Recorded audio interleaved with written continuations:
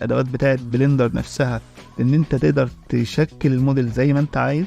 كذلك هنقدر بعد كده نعرف يعني ايه ماتيريال، يعني ايه شيدنج، يعني ايه تكستشرنج، يعني ايه يو في. كل الكلام ده هتعرفه في البرنامج هنا.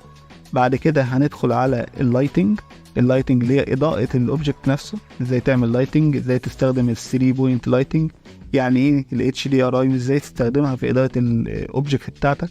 بعد ما ندخل على اللايتنج هنطلع منها على الكاميرا، ازاي تقدر تفتح الكاميرا، تقدر تعمل مقاسات الكاميرا بحيث تطلع الاوتبوت بتاعتك بالمقاسات المطلوبة اللي بيطلبها العميل. تمام. بعد كده هندخل على الموديول نفسه، المحاضرة التعريفية اللي هتفصل بين الانترودكشن اللي هي للمبتدئين وبعد كده للشغل اللي هو الانترميديت او البروفيشنال. بمجرد انتهائك من البيجنر توتوريال هندخل على طول على محاضرة او توتوريال في الوسط الكورس